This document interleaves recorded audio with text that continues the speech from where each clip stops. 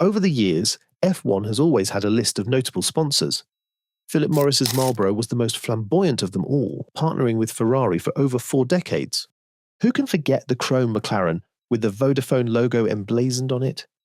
McLaren would later ditch both Vodafone and their chrome paint job to save 1.5 kilograms in weight. And how can we forget Rich Energy, the Red Bull copycat that swindled Haas under Gunther Steiner? A pack of Marlboro, a phone carrier, or a can of energy drink, these sponsors appealed to the casual fan. But soon enough, F1 started taking money from unusual sponsors. Up until the end of 2024, Rolex had served as the official timekeeper for over 10 years. In the last decade, there has been a shift in the sponsor landscape, with more unconventional and luxury brands vying for a slot as an official sponsor. Tech, fashion, and banking companies have taken over the sport. But who are these new entrants for 2025? We start with Ferrari, where Carlos Sainz's departure took with it the sponsorship of Spanish bank, Santander. Ferrari didn't waste any time finding a replacement. In the coming season, the Italian banking giant UniCredit will be prominently displayed on those iconic red cars. UniCredit will be in the second row of advertising partners with Shell, IBM, Puma, and VGW Play. Ferrari's official list of partners for the coming season boasts a staggering 35 company names. The Scuderia is also courting tech companies. Just last year, they signed on HP. Why would Ferrari partner with such an odd company? Ferrari's red colour certainly doesn't match HP's blue. We are sure it was a huge headache for Ferrari's designers. Why would the company lose some of its identity to accommodate HP? Turns out the money was too good to pass up. The tech giants offered to pay the team $100 million a year. We have a feeling that if they doubled the money, Ferrari would have painted all their cars blue. But as Sainz left with one sponsor, Hamilton came in with another. The driver is a global ambassador for Tommy Hilfiger, and the brand departed Mercedes to pair up with their driver. This movement left a gaping hole at Mercedes. But fear not, Toto Wolff moved swiftly to bring on the German company Adidas. Just like with football clubs, these supplier deals are about more than just image. They can significantly boost sales through merchandising. Mercedes will pocket a cool $30 million a year from the deal. And while we are still on the sports gear discussion, Alpine has an announcement of their own. British supplier Castor will now produce their kits. Castor is already familiar with the F1 paddock, having partnered with Red Bull and McLaren. But why would anyone partner with Castor? The money better be good. The supplier has been dubbed the worst kit supplier in the world. They were making the shirts for Premier League team Aston Villa in 2023. Their kits were soaking in so much water and became too heavy for players after some minutes of play. But we hope the brand that touts itself as the disruptors has fixed this issue. While most teams have gained sponsors, this off-season has been a rather heartbreaking one for Red Bull. Their lucrative $50 million a season contract with the crypto exchange Bybit expired during the winter break. For 3 years, Bybit's logo was prominently displayed on the front wing of Verstappen's car. But Red Bull found a replacement in the form of the broker platform Avatrade, but are not going to get anywhere close to the $50 million they lost. Despite this, Red Bull still boasts one of the biggest sponsors in Formula One in the form of Oracle. The US software and hardware giant is rumoured to pay up to €100 million per year for the privilege of being part of the team's official name and logo.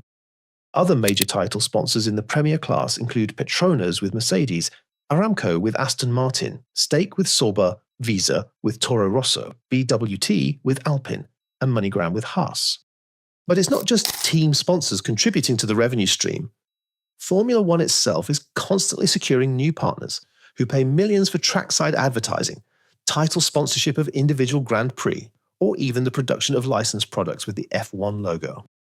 And since about half of Formula One's revenue from rights holder Liberty Media goes to the teams, everyone benefits from these deals. Last year, a 10-year contract was agreed upon with the luxury conglomerate LVMH, a deal reportedly worth almost €100 million annually.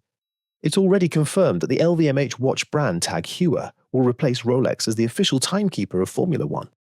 And, in a change that will be noticeable on the podium, the sparkling wine sprayed after the race will no longer be from the Italian brand Ferrari Trento, but rather champagne from Moet and Chandon, another brand under the LVMH umbrella. During the winter break, the contract with series sponsor Crypto.com was also extended until 2030. In total, the Premier Class lists 11 companies on its website that have the status of global partner, and thus invest millions every year. In addition to LVMH and Crypto.com, there is also Aramco, AWS, DHL, Heineken, Lenovo, MSC Cruises, Pirelli, Qatar Airways, and Salesforce. Formula One sponsors have always courted controversy. In 2019, Rich Energy and Haas signed a high-profile sponsorship deal. Rich Energy was eventually accused of not having enough money to back their so-called high-paying deal. To top that, the company began a legal battle over its logo, which allegedly copied another company's trademark. The controversies were so significant that the partnership ended mid-season with a messy social media altercation. In 2021, Crypto.com became the official crypto partner of F1 in a $100 million deal. However, not even a year later, in 2022, the crypto crash happened, which left everyone wondering about the financial stability of crypto.